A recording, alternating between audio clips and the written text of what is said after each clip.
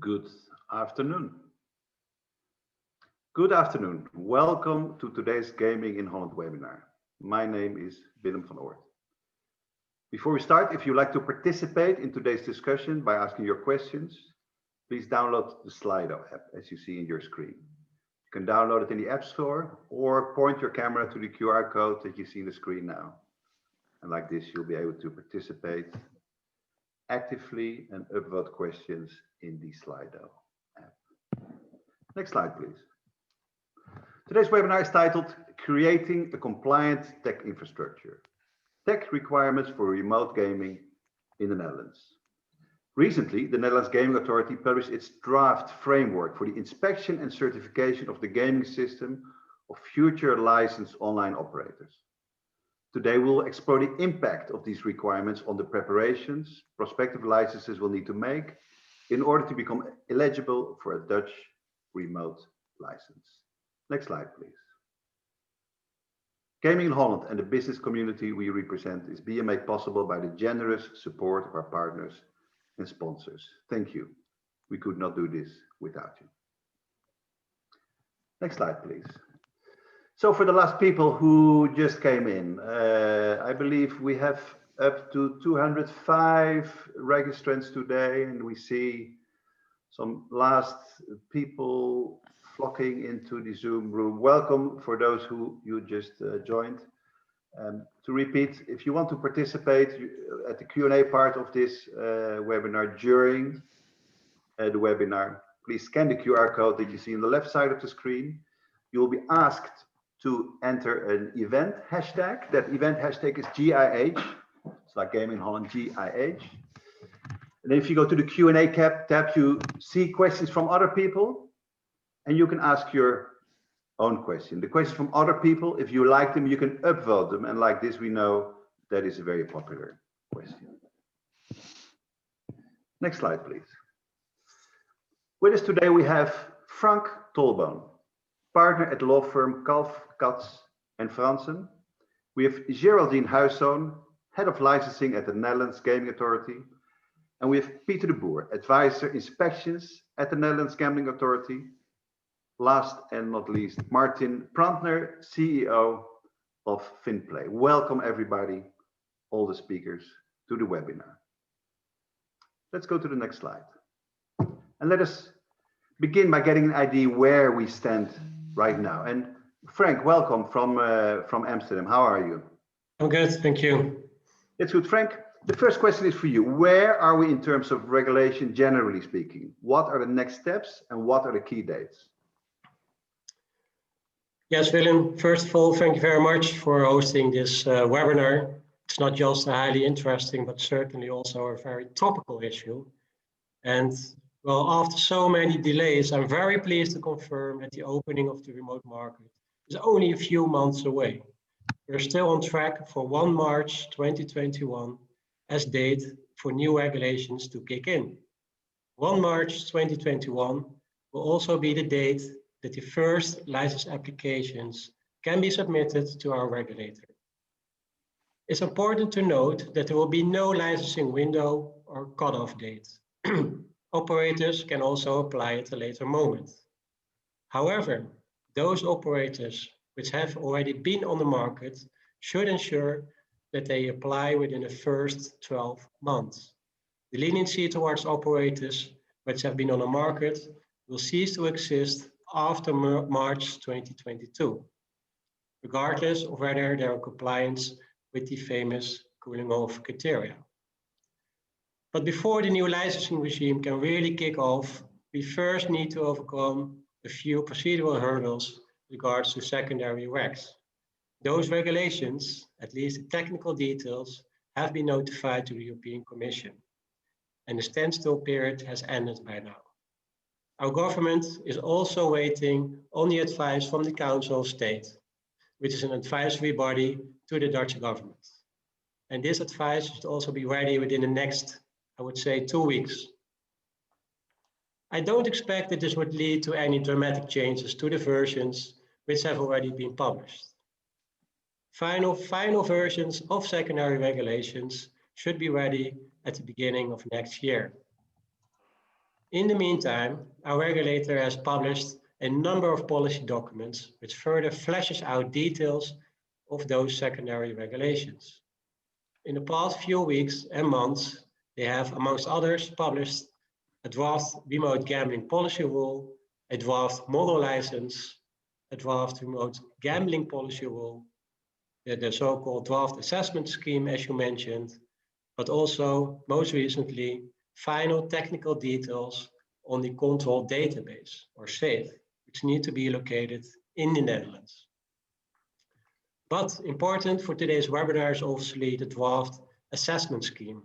The draft scheme covers the technical and testing requirements, and the NGA, the Netherlands Gambling Authority, will tell us more on the draft assessment scheme later on during this webinar. Thank you. Frank, thank you. That was very insightful. Picking up your last words here, we move to the next slide, please. And then we have our next question for Geraldine Huijssoon. Welcome, who is head of licensing at the Netherlands Gambling Authority. Geraldine, how are you? Thank you, Willem. Thank you very much. I'm fine, and thank you for having the opportunity to tell you something more about our preparations in general, and more specifically about the assessment scheme that we have recently published. Exactly, and the first question is obviously about it. The Netherlands Gambling Authority recently published its draft assessment scheme covering the inspection, testing and certification of online gambling systems. Being a draft version, what kind of changes can we reasonably expect, Geraldine? Let's move to the next, please. Yes, this question can be answered by means of the figure, I think, on the slide. Thank you. It will give you an idea of the inspection scheme. The gaming system is divided into different topics, you will see here. And these topics do not cover the total body of regulations, and they do not cover all the content of these topics that are partly covered by the inspection scheme. But also you will find obligations in all the policy rules that were mentioned by Frank Tolboom before. Yeah. I think it's good to take good notice of all these topics, but don't forget that there will be more obligations you will find in all the policy rules. And to go back to your question, Willem, well, the inspection scheme has been drawn up in accordance with the law and the draft secondary subordinate regulations. And the law is a given fact, so we are happy about that. But the secondary legislation is still, it's not yet. So changes can still be made as a result of three circumstances, let's say. So first, we have the feedback we received on the scheme in its current published form.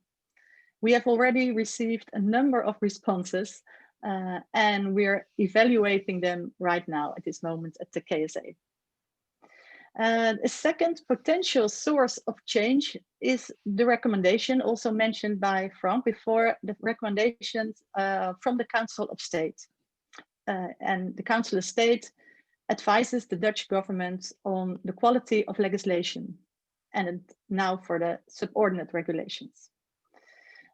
We are eagerly awaiting, as well as you, I think, on that recommendation. And such a recommendation may contain comments that will make it necessary for us to make changes maybe to our policy rule, to make changes maybe to the inspection scheme as well. It's also possible that such comments are not made at all, or maybe something in between. Well, we will have to wait and see, and not just the KSA, but as I told you, you as well. Well, the Dutch legislator has opted for very detailed legislation, as you know, and well, waiting for this advice and this advice to come is a step and is part of the process. Great. We hope we will hear shortly from the Ministry of Justice that the recommendations has been issued, and we are very curious what its consequences will be. So that's the second possibility that will maybe necessitate for changes in our published policy rule and the scheme. And the third one, well, maybe you have also been able already to read the topics in the scheme, and you will see that there are two topics that are still outstanding. These are match fixing and the Money Laundering and Terrorist Financing Prevention Act, as we call it, WWFT, WWFT in Dutch. We expect that more clarity can be provided by us by the end of January 2021. And if this information becomes available before then, we will obviously communicate this at an earlier stage to you. Because, well, there's a joint interest, I think, in making the licensing process as smooth as possible for everyone. And our role in this, for this moment, is to give you as much as information as we can. Thank you. Thank you, Geraldine. That was really, really helpful. Moving to the next slide. Our next question is for Pieter de Boer. Pieter, welcome to the webinar. Pieter is currently advising the Netherlands Gambling Authority on its future inspection processes. Pieter, how are you? Fine, thank you. Good. Thank you for joining the webinar today, Pieter. Do you advise, the question, Pieter, do you advise prospective licensees to submit their platform to certification or testing based on these draft guidelines, or should they hold off until the final version is published? Yes, I think this is maybe a complex question. Based on the figure below, as shown on the screen, we will briefly explain where you are now and what the next steps will be. At the left side, you see the parts of the elements of the gaming system, and those elements have to be made ready for the inspection. There is a lot of regulation in Holland where you have to comply with. The second steps will be, that step will take some time, I think. And then the second step will be the testing, and whether the testing will lead to the inspection report. More at the right, you see that we expect one-pager summary reports from the testing bodies, the inspection bodies. As an example is already on our website. And we also expect a management report from the licensee, where they tell us how their gaming system is built, what parts are in, and by which body they are assessed. So that's more in general. To make a more deep dive to the question, is it good to work with a draft version, or do we have to wait? As said by Geraldine, the draft version of the scheme is based on the current draft regulations. And as where we stand as KSA, it's up to date as possible. As shown in the previous sheet, you also see that there are a few topics where we expect changes. And we hope that the clarity will be given in a short amount of time. Yeah. At least your question can also refer to Crux and the control database. We expect the licensee and the testing bodies to do a lot of work on that area. Of course, it's also for the KSA difficult to say that you have to work with the draft version now. But as said, yeah, the changes we expect are in a limited areas.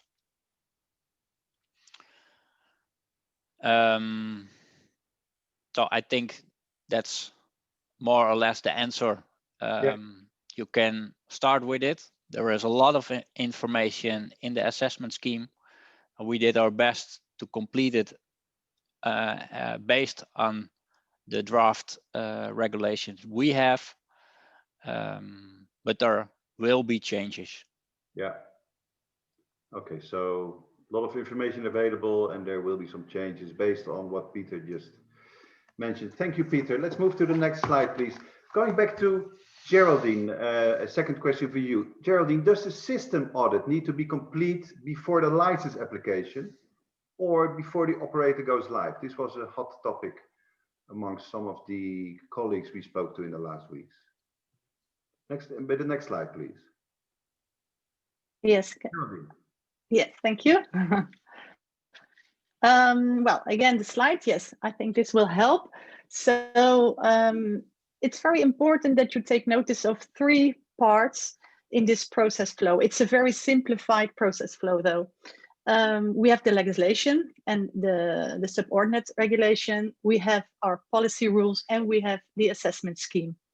So to apply for a license, it's very important that you have knowledge of all 3 parts. So of the legislation, of the policy rules, and of the scheme. And of course, do all the necessary preparations in your company. As soon as you're ready, and the law has come into force, of course, then you can go to our web portal. So if you meet the standards, you will find our application form, and you fill everything in. You upload all the documents, and then the work is for us. So we have to see every document you have sent to us. We have to do. I'm now at the right side of the picture. A substantive assessment of everything you will find in the policy rules and in the regulation. And we have to do an evaluation of the inspection reports. Well, if we have done that, there will be a license or not. So this is a simple process flow. And the process flow, I think, also shows that the KSA's activities will take place after the documentation has been uploaded to the web portal. So in any case, the entire gaming system must be inspected before it goes live. That's a fact. Therefore, the application must be complete to be processed. After all, we as KSA, we must be able to make an assessment of all the elements of the application, including the inspection of the gaming system, of course. And it's only then that we can issue an operating license. After the publication of the inspection scheme, I already told you, we have received a lot of signals from the market, from operators like you. And you all suggest that not everyone will be able to have all the inspection reports ready, available, before the application date, 1st of March. Well, we have taken notice of this, and of course we will look into this aspect. But as you will understand, there are 2 sides on this matter. On the one hand, there is you, the licensed applicant. We understand that you have to make extensive preparations and you need time to do so. On the other hand, there's us, there's the KSA. And we need to process, starting, well, March, April, May, to process and finalize dozens of, I hope dozens of license applications during a 6-month period. And not only the application, but all the documents, all the reports, everything. So this requires a great effort from us, from the whole organization. And we will do our very best, we will do our utmost to structure the logistic process in such a way that all steps are perfectly aligned. And in this context, it would not help, to put it mildly, if applications were incomplete. So In return, I can say, Willem, a question from me to you, to the audience, not maybe to answer now, but to give an answer if you can, and to find us, is I would like to ask you which elements specifically of the inspection require a large amount of time for you. I can guarantee you that we are taking your information seriously, and we will examine whether changes can be made to the manner in which the application needs to be submitted, and also the deadline for doing so. Okay. Well, we expect to have more news on this point at the end of January. In the meantime, I recommend you to lose no time in sorting out as much as you can. I know we are still working on a draft, but we, as well as Frank, we do hope that there will not be too many changes that we have to make. So every preparation you can do now, please do so, because then you don't lose time when we're heading for the 1st of March. Thank you. Yeah, thank you, Geraldine. Thank you for your question. Maybe at the end of, so at the beginning of the Q&A, we can maybe ask Frank and Martin what's their reaction to your question, and we'll take note of this question for the future. Going back to Frank, and based on what we've heard so far, Frank, on the information that's currently available on future tech standards, what can prospective licensees do right now? Also referring to what Geraldine says, to prepare for the license applications. What information is still missing? Yeah, thank you. I have a couple of recommendations. First of all, don't wait, but start ASAP. It was mentioned before, but although much of the regulations are not completely final, you could say that 90 to 95% of the regulations will not change anymore. So my first recommendation would be to collect all of the available information, examine the information, line up the relevant people and teams internally, and then perform a gap analysis of what still needs to be done to become compliant with specifically the Dutch standards. And to this end, I would also recommend to make use of a tool or data room, which provides a clear overview of all of the regulations. It will also be helpful because, as was mentioned previously, the license documentation also need to be uploaded in a web portal or digital environment of the Gambling Authority. Even for our firm, it's sometimes difficult to keep track of the various bits and pieces of new information which is being released on a frequent basis. So our firm has also developed a portal which consists of all of the consolidated and translated versions of those regulations. Secondly, I would recommend to engage with testing labs also, as agendas are filling up quickly. Thirdly, I would also recommend to focus in particular on the responsible gambling requirements covered in the assessment scheme. I think in comparison to other member states, these requirements are probably the most detailed, and in some instances also the most intrusive requirements. So in conclusion, I would strongly recommend to start with the preparations ASAP, even if you will not be part of the first batch of licensees in March next year. Great, so preparation is key here. That's what you're saying, Frank. Thank you. That was a very practical answer here. Having gotten some ideas on where we stand regarding the regulatory landscape, let's move to the more practical perspective. Martin, welcome to the webinar. How are you? Thank you. I'm good. Great. Martin Prantner is CEO of iGaming platform technology provider Finnplay. He's joining us from Finland here today. And Martin, from your perspective, how do the Dutch certification and testing regulations compare to similar regulations in other European jurisdictions? Yeah, first let me congratulate Geraldine and Pieter for the work done so far. I have read many regulations and assessment schemes in other jurisdictions, and I know that this must be very intense and stressful time to basically translate the laws into actually assessment schemes and regulations, and consider all aspects of the law. It's not an easy task.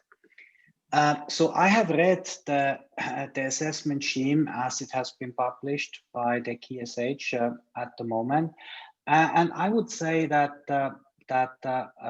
for me as a supplier to the industry, the biggest difference to other jurisdictions like the UK or Romania is that there is no specific licensing scheme for the suppliers.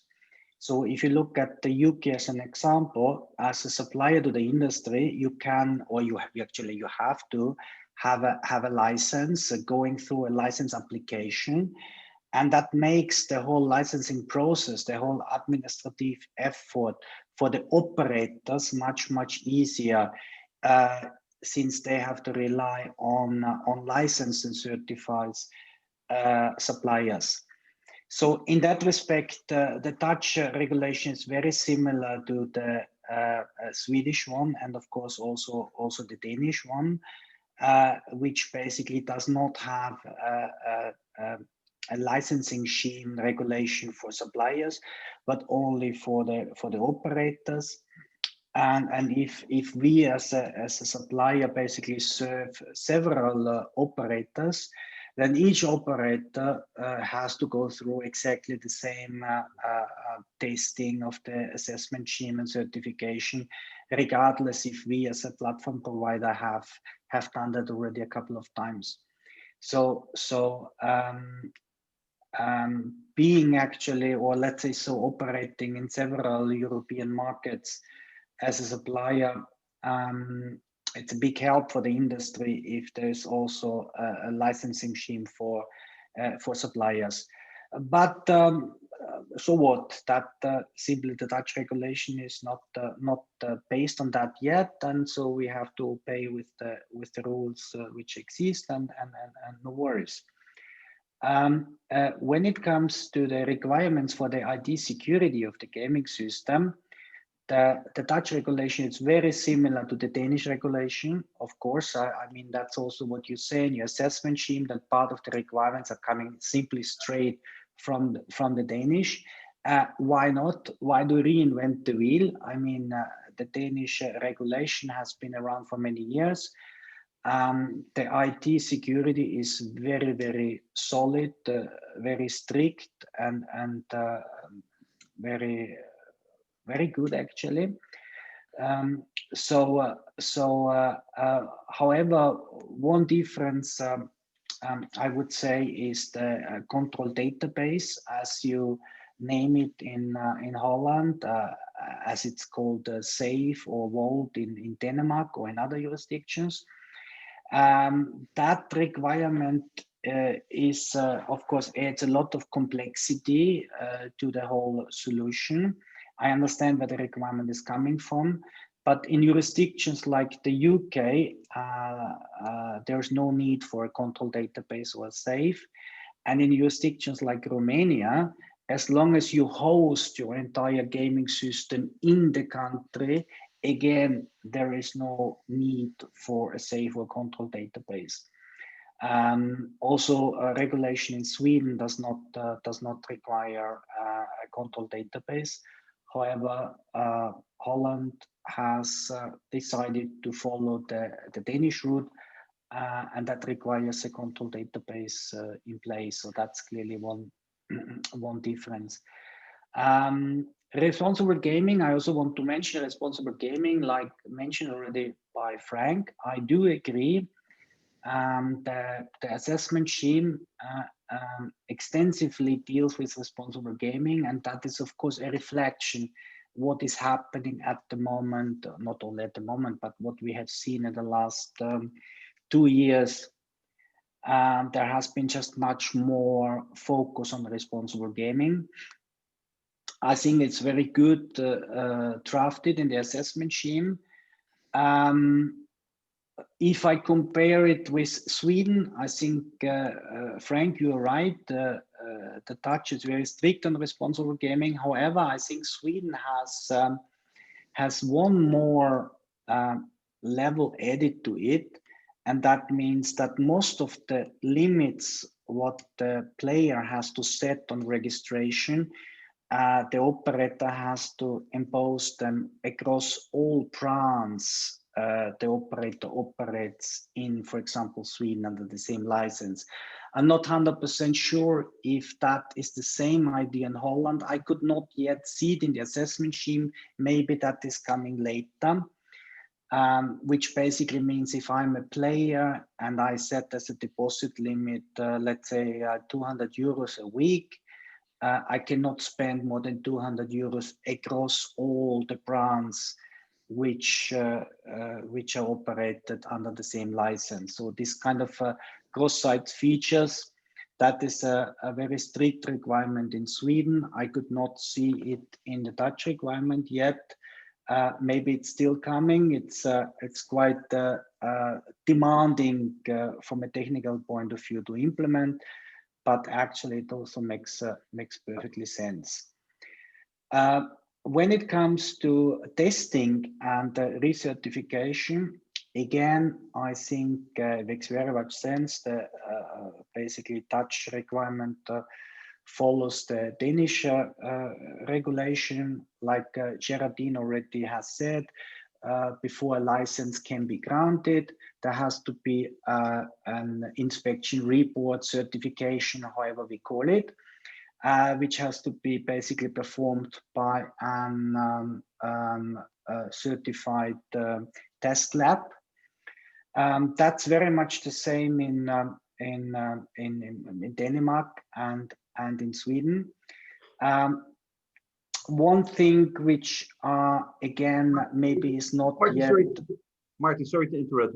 Can we? I appreciate your answer, and you really. Let's try in the next minute to wrap up this question, just not to run over time. Yeah, sure. That's my last point actually. Sure. So one thing which I have not yet maybe found in the assessment scheme, but sorry, what was my point? Was that in Sweden, for example, after the initial inspection report has been handed in by the operator, changes to the system can actually be retested, recertified by the operator themselves if they have an independent QA department. I don't know exactly what's the plan in Holland, but in certain jurisdictions like Hungary, that is not possible. So every change of the gaming system has to be recertified by an independent auditor. And that, of course, adds a lot of, let's say, overhead to the change management process. Yeah. So that's the kind of overview of the differences I have found so far between the different regulations. And really helpful, Martin. Thank you very much for that. I hope I was within the time, Willem. Almost. But there's some more time for you here for the next question. So next slide, please. Martin, if a prospective licensee's gaming system is compliant in another EU jurisdictions, what steps need to be taken to become compliant with the Dutch regulations? You already hinted at some differences, but how does this now translate to that action? Yeah, so if I may talk as an engineer here, so if an operator is already licensed in Denmark and Sweden, then I would say there are minor adaptations needed. Of course, responsible gaming, the limits are a little bit different in Holland than in Sweden. Registration payment processes are a little bit different. There is, of course, a specific integration needed to Crooks for the exclusion database. There is a KYC, at least an age verification system to be integrated. But again, if the operators are already licensed in Denmark and Sweden, I would call that as minor modifications. Still, minor in my world means that it will take at least 3 months. I would even say 3 to 6 months to implement those changes and make sure that those changes are compliant. Don't forget the certification process. It's not, you know, that you finish the technical work and then you send it to the auditor and you hope that the auditor can certify everything in 1 week. So the certification process after the development is done, I would estimate at least for 2 months. So it takes time for the auditor to go through all the checklists and certify the gaming system. If the operator is not yet certified in Denmark or Sweden, I would give it more time. So, I mean, easily, I would say it would take 6 to possibly 9 months to adapt the gaming system to make sure it's compliant to the regulation. I know that there are lots of people out there, maybe even in this in this webinar, who claim no, we can do it in a few weeks. And I'm happy for them if they can do it. But let me give you an example from the Swedish process. The technical requirements for Sweden were published end of August 2018. And at that time, we already were certified and licensed in the UK. When I first read the Swedish requirements, I thought, okay, easy peasy, not too difficult, a few tweaks, not a problem. I can tell you that we did the last deployment to our live production system on 31st of December 2018 at 9:00 p.m. We worked 4 months, not around the clock, but quite intensively to actually hit the deadline of 1st. So my advice is, reserve time, don't waste time, start the process now. It will take many months to make sure that the platform is compliant. Yeah, and listening to you, Martin, there's some actions and other sensitivities that will indicate that there may be some problems if operators need to be fully certified before they can apply for the Dutch remote gaming license. Yes. And so, great. So we are sort of 38 minutes into this webinar, and we go to the more interactive part. So for those who may have missed it before, there's a Q&A tool that we use. It's called Slido. If you point your camera to this QR code, it will pop up in your browser. You can also go to the App Store and download very quickly the Slido app. It will ask you for an event code. That event code is on the left side of your screen, GIH, that's GIH. And if you enter there, you will see questions that other people have asked. You can add your own questions, or you can upvote questions that other people have asked. And based on that popularity, we know the hot and burning topics. And we have, but before we do that, and let's move to the next slide.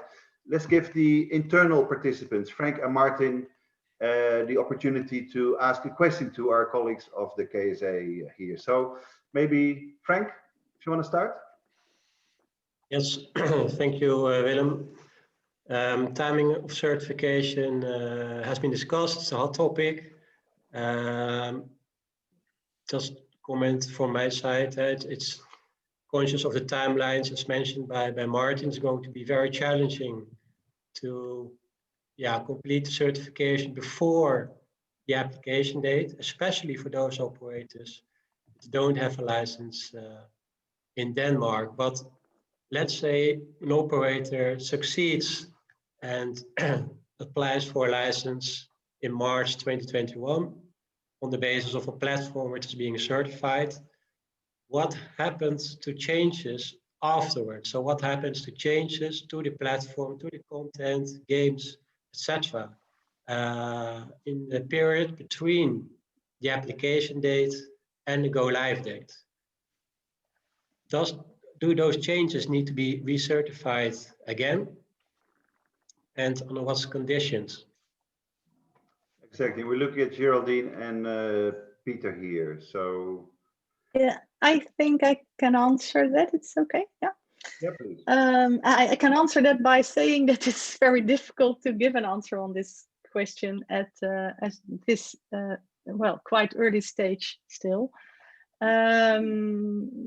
I heard your question, Frank, and we have taken notice of this point from others as well. So I can tell you that it's currently at the KSA, we're in the process of formulating our point of view, formulating policy in this respect. And I think it would be very unhelpful if we said things about this in our capacity as a supervisor at this moment, and maybe later on we will not be able to realize on further consideration. So we know it's also top of our mind, and we expect this issue to be resolved by the end of January. So okay. As soon as I can tell you more about that, I will publish it on our website. Great.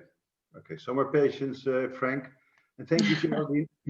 Martin, before we open to the floor, what's your most urgent question to the KSA? Yeah, maybe it's also a bit related to what Frank has been saying. It's basically once we have the system once inspected by an auditor, other changes to the system, can they be tested and recertified by an in-house QA department, or does the operator for every change basically need to go to an external auditor for a recertification? That's I think there is an easy answer to that. It's free for the licensee to evaluate and test their own changes by a QA department. Okay. But before going live, all the changes have to be tested by an external testing body. I think there, but I'm not 100% sure there is in the period after going live and changes what are made, then there is a possibility to wrap up some changes and then test them together, but only when it are minor changes. But for now, the answer is that the changes have to be tested by a testing or inspection body. Thank you, Pieter. Thank you very much, and thank you, Martin. So let's open up the questions to the floor. So Gil, if you could show the next slide, please. So for those who did not have an opportunity to enter the Slido app, you can do so now for the Q&A part of this webinar. Point your camera to the QR code, enter the event code GIH, and you will see other people's questions. You can upvote them, and of course, you can add your own question. And look at the first. Let's look at the first question that was selected to answer here. Exactly. So first question to Geraldine. Well, some of these questions have already been answered. So let me go back to the second question here. Geraldine, will the KSA organize Q&A sessions for connecting to Crux, and any questions that may be, sorry, now the question disappeared. Anyway, the question was clear, Geraldine. Will there be a Q&A possibility to your organization? Yes, I don't know if it's a Q&A session or if it will be a webinar or something else, but we are gathering all the questions that we will receive, and we put on our website the questions and answers, the questions that have been posed a lot by many people. And we will also look at other possibilities. So if it's possible to organize a webinar or to do something with kind of a small movie we can make. So we are looking for different possibilities to inform everyone and give as much as guidance as possible. Yes. Great, thank you for that. Moving to the next question, we will leave the platform questions alone for now. If the control database must be physically located in the Netherlands, would this requirement also apply to secondary site use for failover, I guess? Maybe volunteer to say something about this? Pieter, Frank, Geraldine?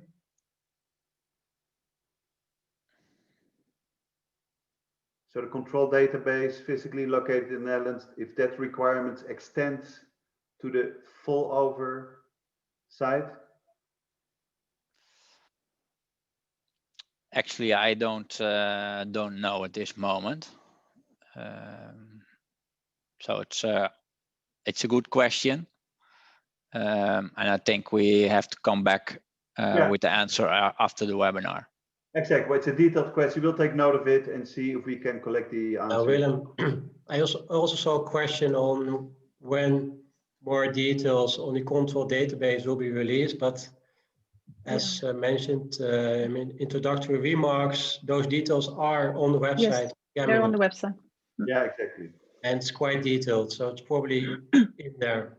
Yeah, okay, so I think that's valid for a lot of questions, but we're getting a lot of questions coming in here.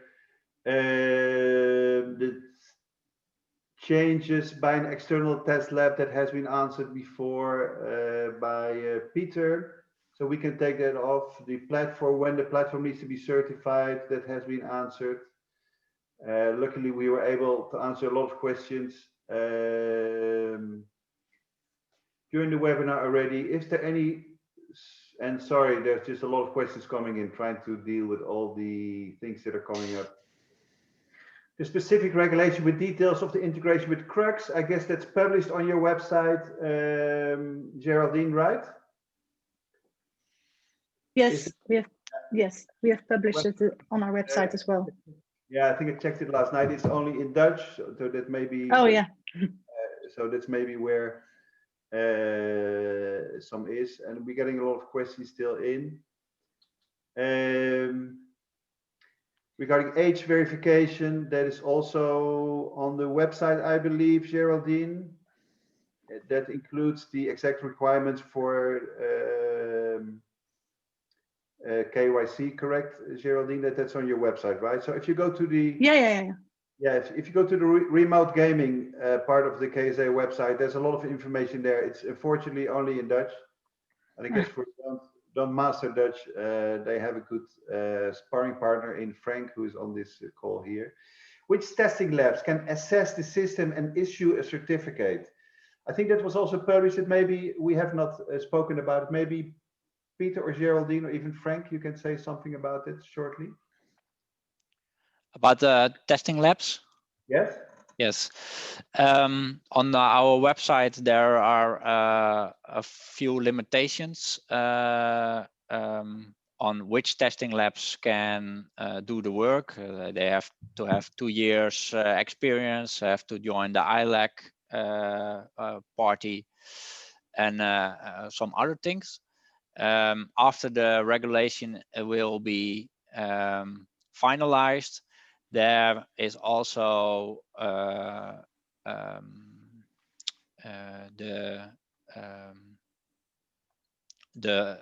final how do we say it? No, I will come back to that. Okay, good. That's quite clear. Change management, I think we changed it. I think the ISO 31. I'm not sure if this is a very detailed question. If there's a volunteer, this question. If not, we'll park it. Why not based on the Denmark? Denmark is based on ISO 31010. Martin, Geraldine, Pieter. It's a very technical question. We can leave it out unless you have a quick answer. Yeah.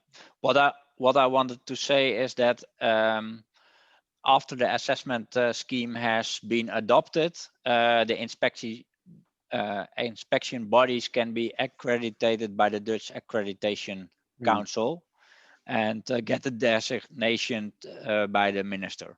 Yeah, okay. But it's after the assessment scheme is adopted in the final version. Okay, thank you, Pieter. The quick question about the ISO 31010.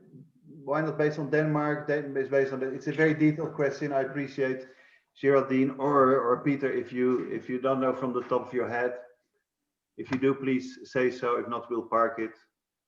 No, no, we're within the KSA. We have specialists on every element, every domain, and we have to ask them this. That's fine. We'll park it. We'll include it in our newsletter. When do we know more about the control database? What needs to be audited when? I think this was all published on the 17th, 2.5 weeks ago on Monday. That's a part of the website of the KSA. If that is, so the part is in, we can probably point out in our newsletter tomorrow, that is, the page is in Dutch, but the actually document by the KSA is in English. In English, yeah, if I'm not mistaken.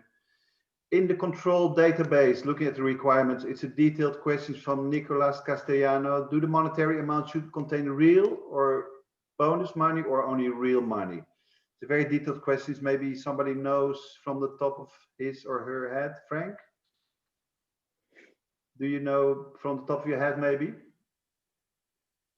Real bonus money or only real money? What I do know from top of my head is that or from a tax perspective, that bonuses cannot be deducted on a taxable basis. Also a question which we are receiving, but regards to the control database, I'm not sure. Yeah, and maybe the same question goes for the next here for Nicolas. In the control database for the work player account transaction, do the stake concern also stake for game?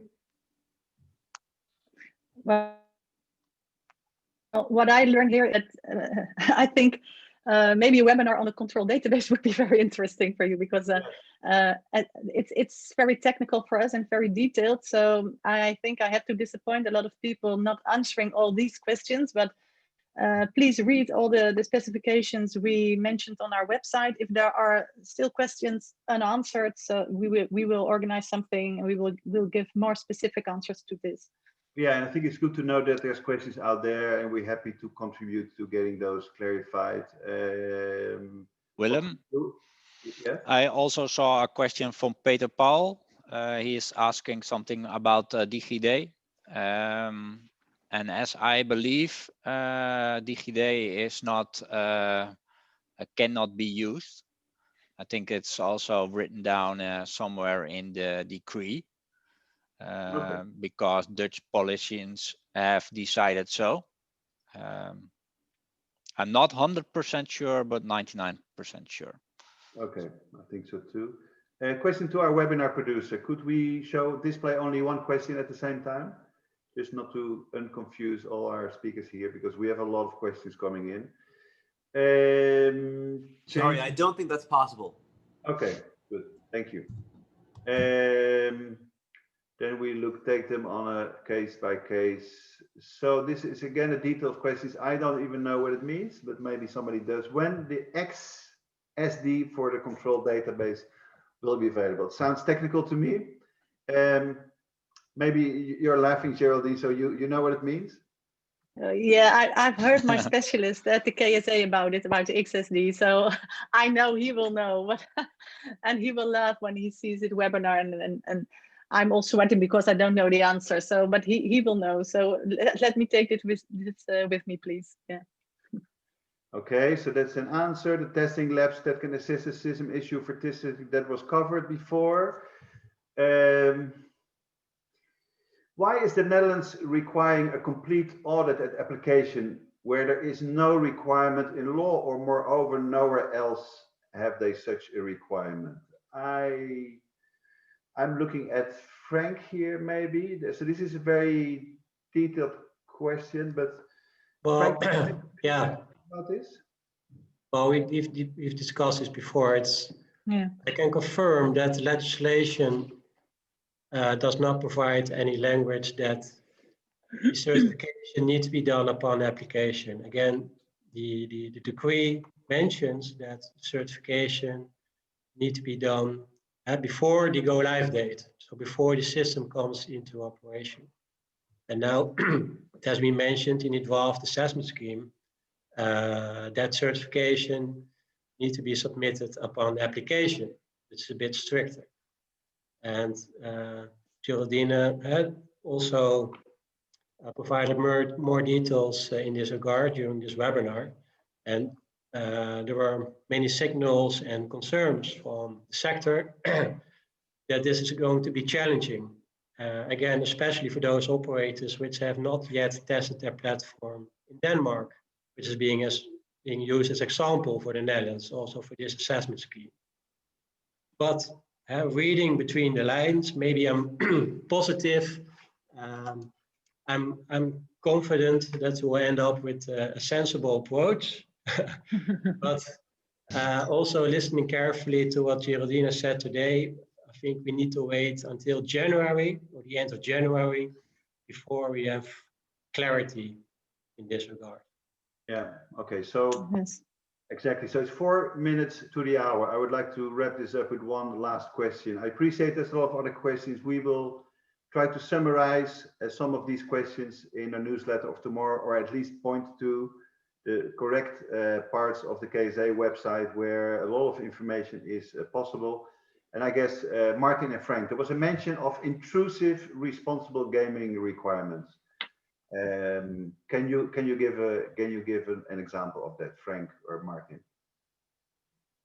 Yes, one example, it has been mentioned in the regulations that obviously operators need to prevent that players gamble excessively, but once they receive signals of the fact that players gambling excessively, they need to do an investigation, and they need to investigate whether or not this player is damaging or hurting himself or even his family by his excessive gambling.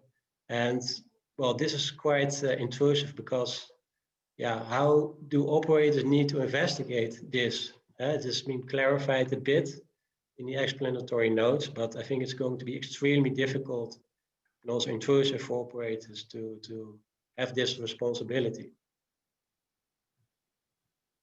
Yeah, I would like to just to add that I think when it comes to responsible gaming, it's important to note that this is not only talking about system features, what the operators has to put in place, like limits. I think it's a mindset and it's a process and an awareness what the organization has to create. Meaning that, for example, the help desk people are sensitive towards certain words, what the players will be using when they are reaching out to the chat, and those kind of things. So the help desk people need to be trained to actually spot signs of distress or signs of addictive behavior. So there are a lot of those requirements which are, like you said, Frank, maybe they're not so easy to put in a KPI or in strict measures, but I think it's important for the operators to know that it's a mindset and competence and the process what they have to create in their organization also. Exactly. So maybe let's wrap up this webinar, keeping that as an open question to future webinars and future articles we can publish, and other sources of information we can provide in the coming months. So this was another installment in our Gaming in Holland webinar series. I hope it was useful for you. This webinar was recorded. A link to the recording will be shared in the next newsletter. If you haven't signed up for the free newsletter yet, please do so at www, as in the screen, gaminginholland.com. For now, I'd like to thank today's speakers, Frank, Geraldine, Pieter and Martin, for the contributions and insights. Finally, I would like to thank our audience, all of you at home and in the office, for joining us. We hope this webinar was useful for you, and I hope to see you soon, and stay safe. Thank you very much. Bye-bye.